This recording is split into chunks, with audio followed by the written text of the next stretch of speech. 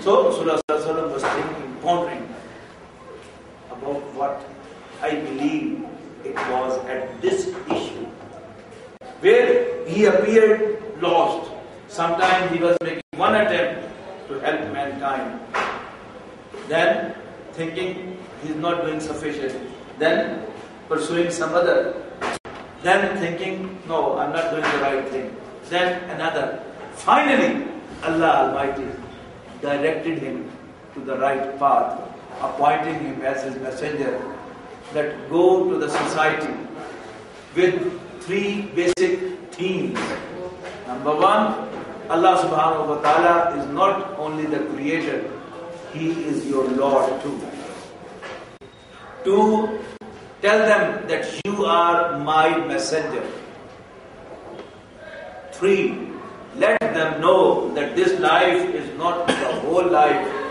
They will all die, and one day they will be raised to life again to produce their account before their Lord.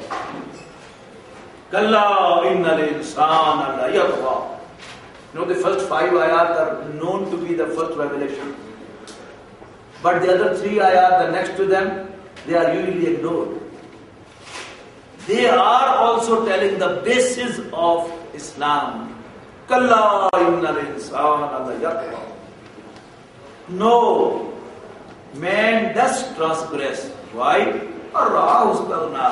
As he finds himself unchecked. He observes that he tells a lie, but there is no boil on his tongue. Whereas if he takes by mistake the sip of a hot coffee, milk or tea, he burns his lips, tongue, palate, everything. So, he feels that there is no check and balance that makes him even more bold. He continues to lie. He continues to cheat.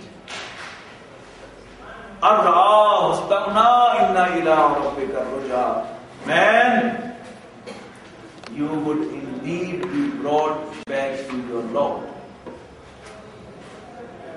Now, Rasulullah sallallahu alaihi wasallam came with these themes to the community.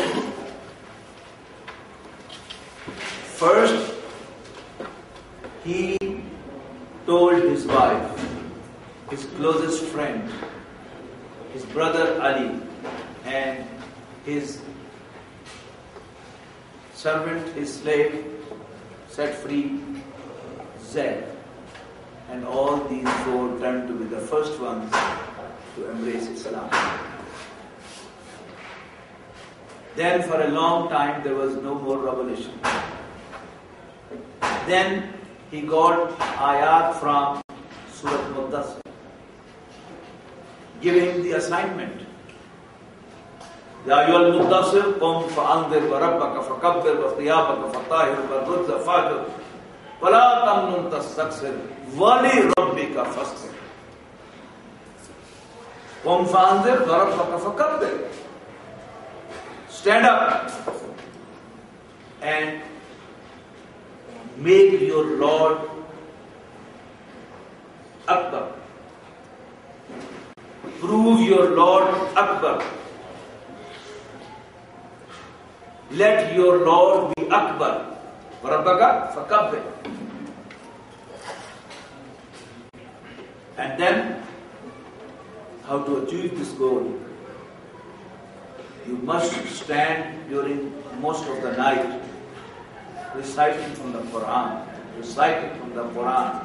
The tazkiyah which we talked about this morning. Rasulullah sallallahu alaihi wasallam also had to gain strength to withstand the resistance of the society. Not only of that community, the whole world. How did he gain strength? Through the recitation of the Quran during the Tahajjud prayer. Then he was asked to disclose it to his family. وَأَنذِرْ عَشِيرَتَكَ الْأَقْرَبِينَ. and warn your close relatives. Rasulullah sallallahu alaihi wasallam invited the Banu Hashim, people from his family, to a reception, offering them food. They took food. The Prophet sallallahu alaihi wasallam stood up and he gave his introduction as Allah's messenger. Abu Lahab shouted so much that he could not talk anymore about this issue. After 2 weeks, he again invited them to food. This time, at least they heard him. Ali from his family had already embraced Islam. Here he declared, "Oh my brother, though my eyes are sore, my legs are lean, yet I am with you." And everybody laughed at him, looked at the Messenger of Allah and looked at his companion. Then he got the command from Allah subhanahu wa ta'ala, "Fasda' bima tu'mar." Disclose it openly what you have been asked to do. Rasulullah sallallahu alaihi wasallam climbed up the mountain of Safa. It was a tradition of the Arabs. Whenever somebody has to tell something important, he used to climb up a high place, stripping off his clothes, shout, "Ma sabaha." Rasulullah sallallahu alaihi wasallam removed the vulgar part, didn't take off his clothes,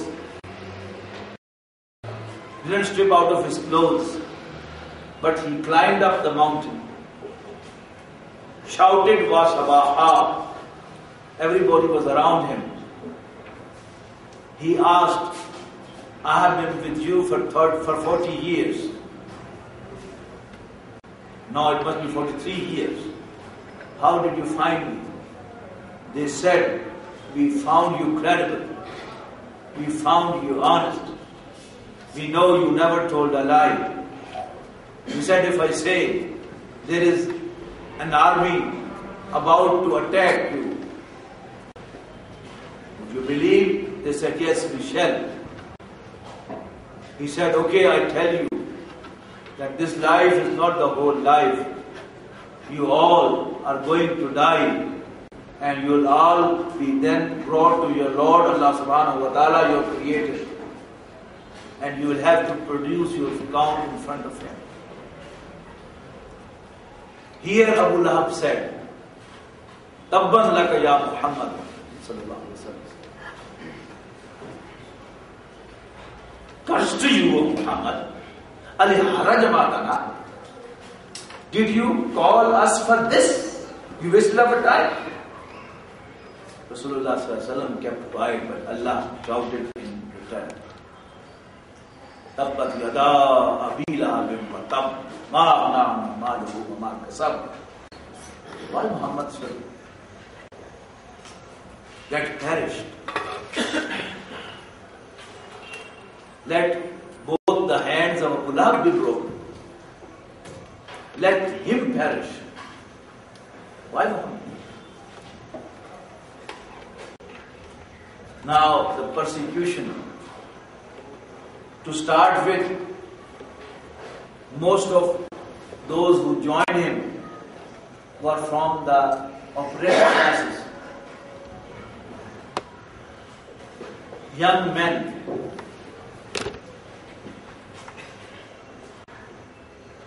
and they faced the worst persecution.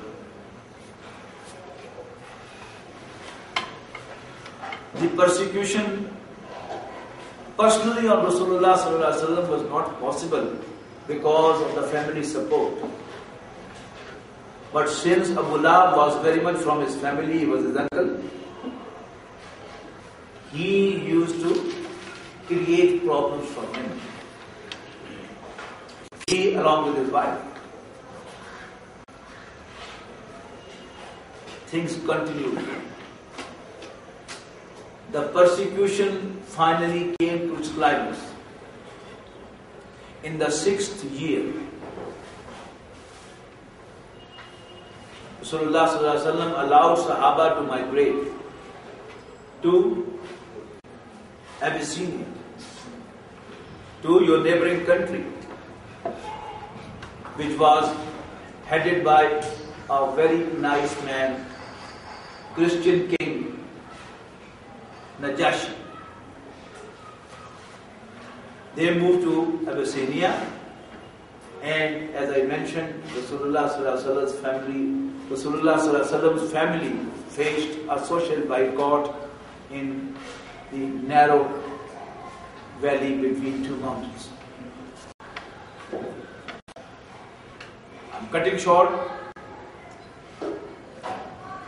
In these 10 years,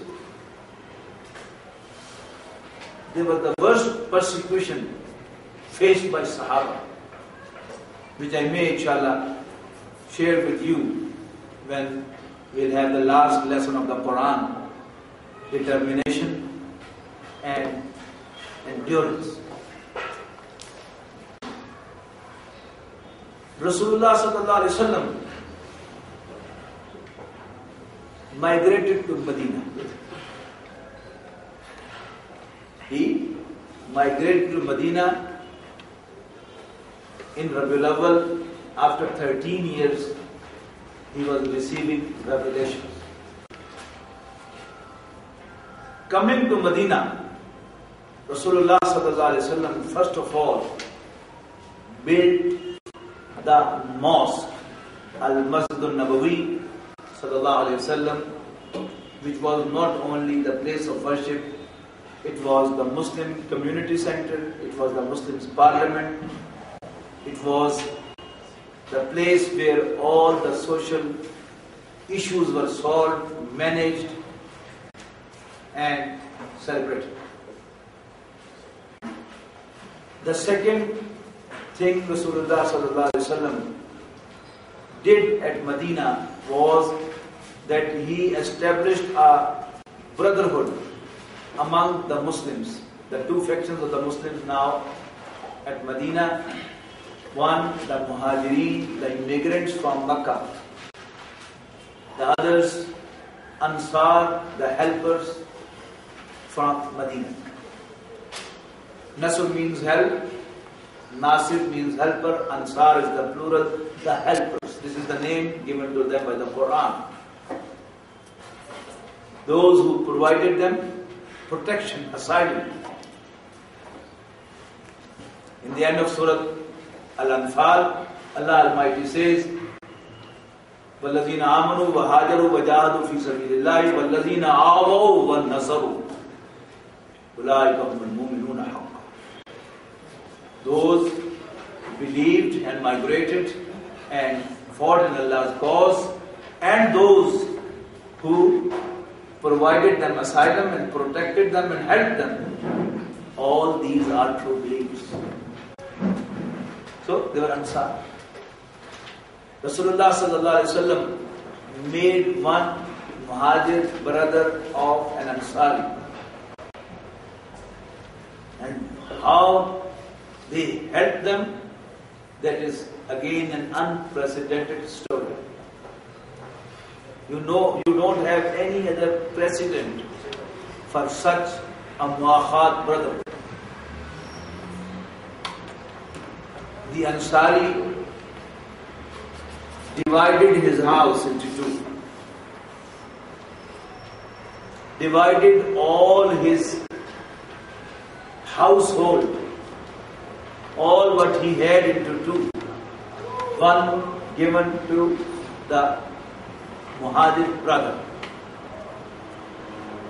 And that was the reaction of Abdullah bin Ubay, which I mentioned in the morning session. That he said that since you have been very kind to them, that is why now they are fighting with you. So now when you go to Medina, don't spend any more on them. they will automatically disperse. Remember the ayah from Surah Al-Munafiqun. And a strange story of one Ansari. He took his Muhajir brother home. By that time, the commands of hijab were not revealed. He said, my brother, I have 2 wives. I cannot tolerate that I enjoy the company of 2 wives and my brother has none. So here are my 2 wives. Tell me which of them I should divorce for you. Unprecedented product. Third thing Rasulullah ﷺ did at Medina was that Medina was a town where 2 tribes from sons of the soil, Aus and Khazraj, were living. And since long, 3 tribes from Jews had migrated to Medina in pursuit of welcoming the last messenger according to their books. They found in their books that last messenger will appear in the land of palm date trees. And according to their calculation, the time was there. And they came here to welcome him with the assumption that he would be from among them, like messengers during the last 2400 years, 2500 years. But they had no idea that he was going to be from the sons of Ismail alayhi salam. Rasulullah sallallahu alayhi wasallam now made an arrangement to have Medina become one consolidated town of unity. So he made negotiations and brought all the tribes to one table and signed an agreement that they will live together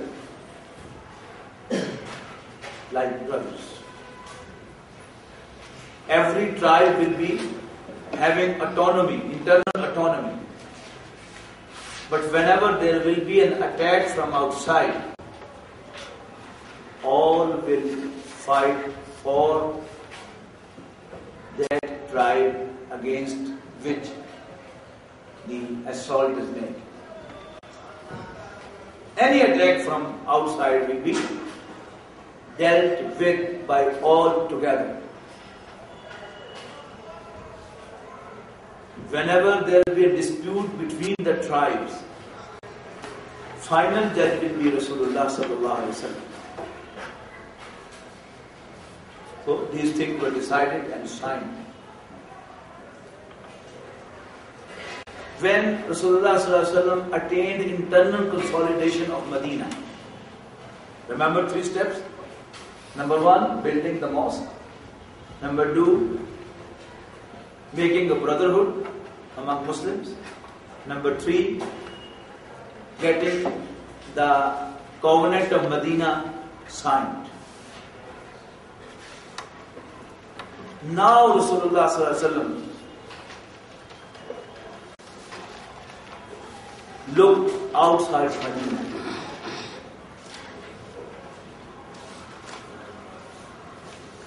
If you have in your mind the geographical picture of the Arabian Peninsula, it is like a triangle. It has a broad base and then it tapers above. Makkah is in south. North to that is Medina, and further north is Syria Palestine, and all these areas. Makkah was a town absolutely infertile. No rain, no greenery. You have good amount of rain here, so you have greenery here. But there was no rain at Makkah and thereby no greenery was there. In Medina, yes, there was a different weather, so they had agriculture, they had gardens, they had crops, everything. The only source of economics, source of income for the people of Makkah was trading. And this trading was of two natures. One, during the Hajj season, people from all over Arab used to come to perform Hajj. As even now, the biggest market of the world is at Makkah during the Hajj season. Number two,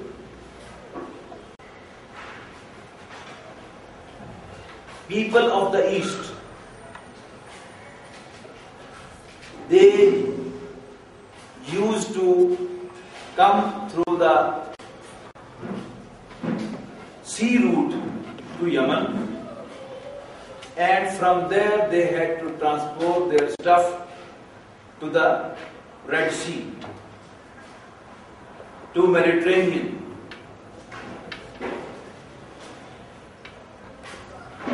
The Arabian Peninsula was not a sound and secure place for caravans. Caravans were looted, there were robbers all around.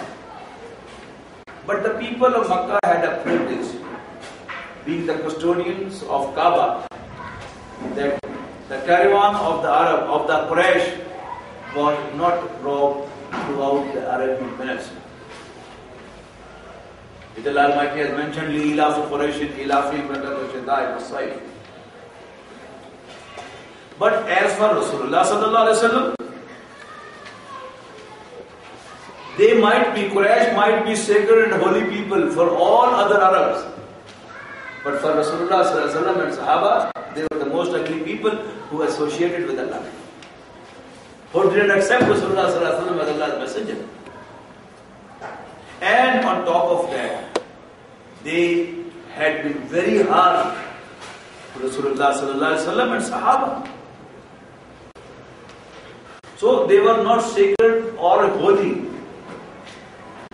for the Sahaba of Rasulullah sallallahu alaihi wasallam and Rasulullah sallallahu alaihi wasallam himself. So after attaining the internal consolidation of Medina, Rasulullah sallallahu alaihi wasallam came out of Medina. He took 6 months to manage all the things which I talked earlier, and now he started sending expeditions, all comprising of Muhajirin. Few people, 30 people, 50 people, 25 people, led by a leader, having a flag in the hand, going out of Medina. And Rasulullah sallallahu alaihi wasallam sent 8 expeditions before Badr. Badr was fought, the battle of Badr was fought in Ramadan, year 2 after the Hijrah. That means about 1.5 years of Hijrah. And before that, 8 expeditions were sent by Rasulullah. What was the function of these expeditions? Very interesting. Rasulullah sallallahu alaihi wasallam sent his messengers with a delegation to different tribes of Arabian Peninsula and offer them alliance. Do you become my allies? And it was very hard for any tribe to become the ally of Rasulullah sallallahu alaihi wasallam, declaring himself enemy of the Quraysh. So it was very hard for them to take that risk. As now, America has declared Iran as his enemy, as her enemy. Now anyone who wants to have an extraordinary trade treaty, America says, no, you can't. He said, okay. This is what Pakistan is doing. There was a pipeline agreement, agreed, it was just to be signed. America said no. Pakistan said okay.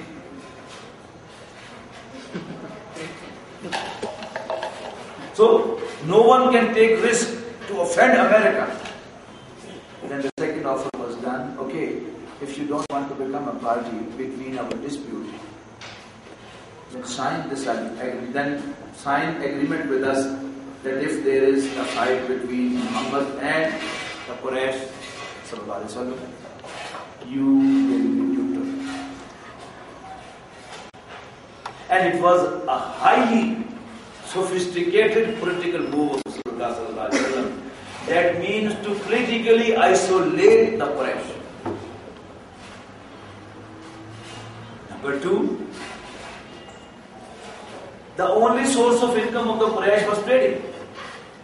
And they enjoyed transportation of merchandise from Yemen to Syria. And as I said, in the south is Makkah, north is Medina, and further north is Syria. Now all the caravan routes had to pass from around Medina, from right of Medina or left of Medina, west of Medina or east of Medina. Now the armed expeditions of Rasulullah sallallahu alaihi wasallam present on the caravan route was giving a silent message to the Quraysh that we can intercept your caravan routes. Understand? And Quraysh were clever too. They rightly got the message that yes, Muhammad is threatening us. Sallallahu alaihi wasallam. One of the caravans had a confrontation and they were about to fight when one gentleman from one tribe came to reconcile between them. So the fight couldn't take place. But a clear message Quraysh did get that now we have a threat. So announcement was made at Makkah that now is the time that we must crush Muhammad and his companions. Otherwise, we will no more be there. So a fund was raised. All what the Muslims, the Muhajirin left at Makkah, that was confiscated. And a big caravan was arranged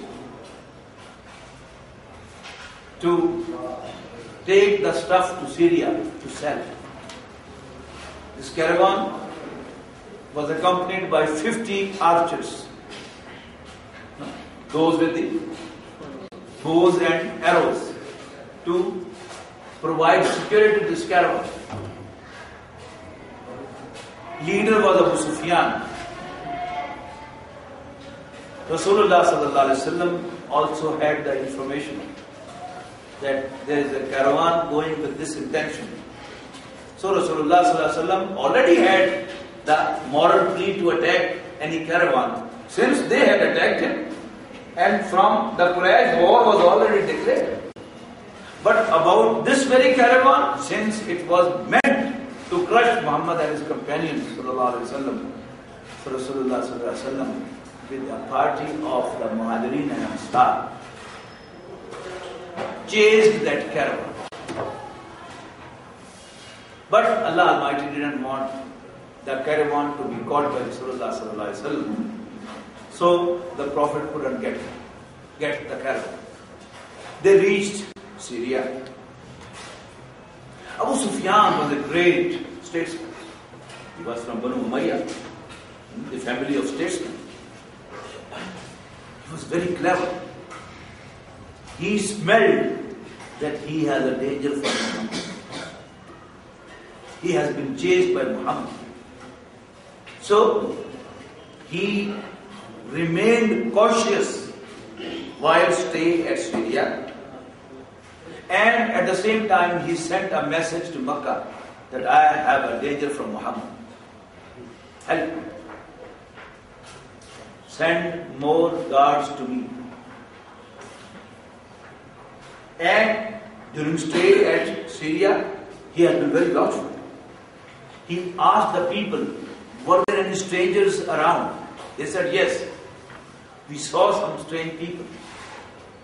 And they have been staying at such and such place. Abu Sufyan went there. And they were not there. But there were signs that there have lived some people. Abu Sufyan went there personally. He saw the shit of the camel. He broke it up. There was the seed of date. Abu Sufyan was sure. It is only the people from Medina whose camels also eat dates. So, one he already did that he sent a message to Makkah for help. On his way back he changed his route. And along the seaside he came back to Makkah. The Quraysh also made two moves. Number one, they sent some express help for security to Abu Sufyan.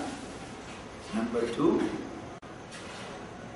they prepared an armed force of 1,000 warriors, fully armed with weapons, to fight against Muhammad sallallahu alaihi wasallam.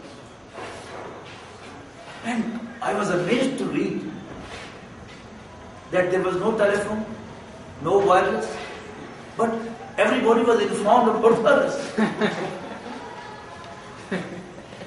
Rasulullah sallallahu alaihi wasallam also had the information that 1,000 warriors are coming. Rasulullah sallallahu alaihi wasallam had the tidings from Allah through Jibreel that there are two. A caravan coming back from Syria and an army coming from Makkah. You have the choice to confront any one of them. Reassure you that you will be victorious. Now, Rasulullah sallallahu alaihi wasallam was inclined to fight against the army of 1,000. Since he had the tidings of success, victory. But Rasulullah sallallahu alaihi wasallam he had the habit not to do anything without consultation of his companions. So, Shura was held. Rasulullah sallallahu alaihi wasallam gave his Sahaba the tidings that there are two, a caravan and an army. Whatever we confront against, we will be victorious. Tell me which side to go. The Muhajirin, the immigrants, made speeches. Oh Allah's Messenger, don't assume us that we are the sons of Israel, the companions of Musa alayhi salam who refused to fight in response to his command. We are your companions. Tell us what to do. We are ready wherever to go. But Rasulullah sallallahu alaihi wasallam was not satisfied. He again asked, tell me. Now it occurred to Sa'd radiallahu ta'ala anhu, one of the leaders of Ansar. He stood up. He said, Ya Rasulullah, ka'annaka ta'anina. Again and again you are asking, perhaps you mean us to respond. And it was in his mind that the treaty between Rasulullah sallallahu alaihi wasallam and the Ansar was, you come to Medina, we will protect you like our own sons. And Rasulullah sallallahu alaihi wasallam, since had come out of Medina, he wanted to make sure that they would stand by him. He said, "O Allah's Messenger, forget what was decided earlier. Remember that we have accepted you as Allah's Messenger and we have testified you. So do whatever you like, we are with you." And then Rasulullah sallallahu alaihi wasallam appointed certain people to spy about the Quraysh, where they are, what they are doing, what is the number. 2 persons were made captive, brought to Rasulullah sallallahu alaihi wasallam. He asked them, what is the number of the army? He said, I don't know. He said, how many camels are slain? They said, one day 9, the other day 10. Rasulullah sallallahu alaihi wasallam immediately made the calculation and said, 1,000 people are there. Then Rasulullah sallallahu alaihi wasallam took Abu Bakr with him, and just to have the information. And they came across an old man sitting there. The Prophet sallallahu alaihi wasallam and Abu Bakr asked him, do you have any idea about the movement of Muhammad and his companions and the Quraysh? He said, first introduce yourself. Prophet said, first you introduce yourself, later on we will introduce ourselves. He said, I am such and such. And to my information, Muhammad left Medina on such and such day. And it was exactly the same when Rasulullah left Medina. And if I am not wrong, they should be here. And this was exactly the place where Muslims were sitting. And to my information, Quraysh left Makkah on such and such day, and if I am not wrong, they should be round about here. And this was exactly the place where they were. Okay, inshallah, after the Maghrib prayer, we continue with this, that Rasulullah sallallahu alaihi wasallam opted to go to the Badr, and there the battle of Badr was fought.